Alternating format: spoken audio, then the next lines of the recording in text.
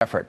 And here with a preview of this race and to give us an update from the ground in Madison is pollster our friend Frank Luntz with a special focus group of Wisconsin voters. Frank, this has gotten very contentious, big battles. We saw what happened at the State House.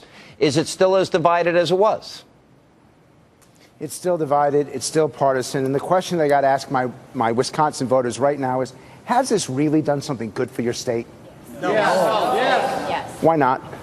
It's divided the state along party lines. It's also brought into question whether recall elections should be held when there are policy differences. And yet you think it's positive? I think it's a good thing. I like the changes that have happened in the state. I think it's brought some issues to light that need to be dealt with. Yeah, tell me why. Talking about things that should have been talked about long, long ago. But who's angry about the cost of this? It's been positive what's happened, but how he's done it has been very demoralizing. He's been very vindictive to the people who can afford it the least. Vindictive. Has Walker been vindictive? Not to me. Is that, why not? Go ahead. It's not positive the way he's done it. We might want to have discussions, but he hasn't had discussions. He's made decisions without our input. Generations of people talking and not doing. We need people to be doing the job that they were elected for. And is he doing the job? Yes. There are tough decisions that have to be made. So you don't think there should be any recall? No, absolutely not. And if this were a Democrat liberal, you wouldn't be trying to throw him out? No. Let him fill out his term. We put up with Clinton for 8 years. Sean, you got a question for them? Yeah, look, this is fundamental, Frank, because I think what's happening in Wisconsin is just a small microcosm of what's going to happen nationally. Here's the situation. First of all, Governor Walker ran on this platform. There were no secrets here. He ran on a platform and he followed through. He inherited $3.6 billion in a budget deficit. Now the state has a surplus. He has 23,000 new jobs in the state, 6.7 unemployment, much lower than the national average. Are they not happy with these results, knowing that the state cannot continue to borrow and spend and create these deficits? I would think everybody would be happy. Well, first question got asked of us, do you believe those statistics, yes or no? Yes. Okay, so who believes them? Who does not believe them? You don't believe them? But these are official numbers. Like I said earlier, the numbers on the jobs are the jobs Walker's created, but it doesn't talk about the jobs that Walker's taken away, and those way outweigh what's been created. It also doesn't say to what price what are those minimum wage jobs, and we're losing high-end jobs. That's not enough money for a family of four to live on, the jobs he's creating. It's not the government's job to create minimum wage jobs or any jobs. It's the government's job to get out of the way of business so that they can hire people so everyone succeeds and grows. Okay, hold on. Sean, you want to clarify something? I want to go back. There was a woman in the back there, Frank, and I want to address her because the choice was if you have $3.6 billion in a state budget deficit, you have a small population, relatively speaking, and the governor says we got to pull back on some of the benefits, make some parity with the private sector, and I can save everybody's job. Nobody lost a job as a result of his plan. And then he brought the $3.6 billion to a surplus. How could you not say that that's not a good thing for your state? Renata. Yeah, that is good, but that's not all true. I just don't believe what part it. Is not We've true? seen job loss. We've seen incomes go down. What part is not true? The budget that Scott Walker inherited was actually in the black. Scott Walker falsely created a budget crisis and tried to solve the budget crisis. No. Richard. No, not at all. I'd like to know where your statistics are coming from because I haven't seen an iota of evidence that produces. Yeah, I mean, I watch the news every day. I mean, I would like to know exactly where that came from. From the state budget. Statistic. But Sean, I want to make a point here because I think this is important. We've now reached a situation where we can't even agree on the simple facts. That depending on which side you support, even the facts themselves are debatable. And so how are you supposed to bring Wisconsin together when you can't even agree on simple numbers? Well, just look at the U.S. Department of Labor on their numbers, and that'll give you a step in the direction where we're heading in.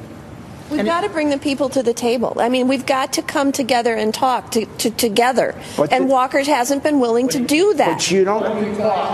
Democrats left. When it came time to talk, the Democrats left. How do you talk? That's because they knew they weren't willing to talk. They just wanted to make decisions and make votes, and they had to walk away in order to halt the vote. Hold on.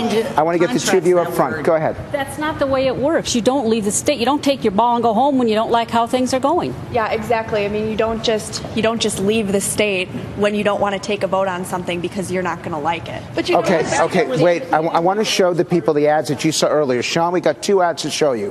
One of them is in favor of Scott Walker. And what's interesting about this ad, it scores very well, is that he looks straight to the camera without a jacket, and he makes the appeal directly, him to the voters of Wisconsin. All the ads are polarizing, but this one was actually less polarizing than most. Let's take a look. I got some bad news for Tom Barrett, but good news for Wisconsin. The government just released the final job numbers, and as it turns out, Wisconsin actually gained, that's right, gained more than 20,000 new jobs during my first year in office. Add the jobs created this year, and the total grows to over 30,000. Mayor Barrett, he said this election's about jobs. I couldn't agree more. Our reforms are working, and we're moving Wisconsin forward. Over 80, Frank, for Republicans. That's a big number as we do these dials often. And I even noticed the Democratic number went up to 45. Now, that was a big deal. Those numbers have been confirmed by the government. 6.7%. I got to tell you something. There's a lot of states in this country right now with double-digit unemployment. So my question, first of all, how many union members are in your audience tonight? Let's expand. How many of you are either have been in a union or come from a union family? Raise your hands. Okay, so it's about half. And you're a union... I'm a union president. Union president.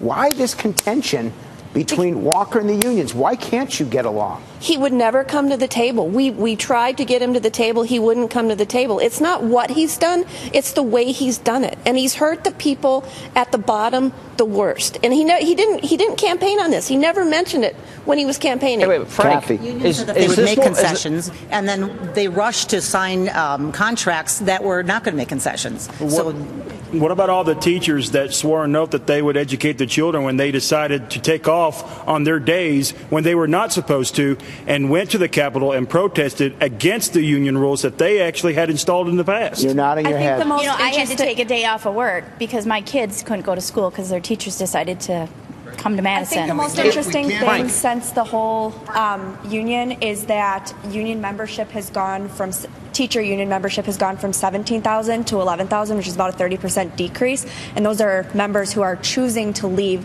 teachers' unions. Sean, it's not just a brawl between politicians. It's not just a brawl between philosophies. It's a brawl between union and business. And the question then becomes, who is more likely to create a job? Who's more likely to keep a job? Who's more likely to pay people a fair wage?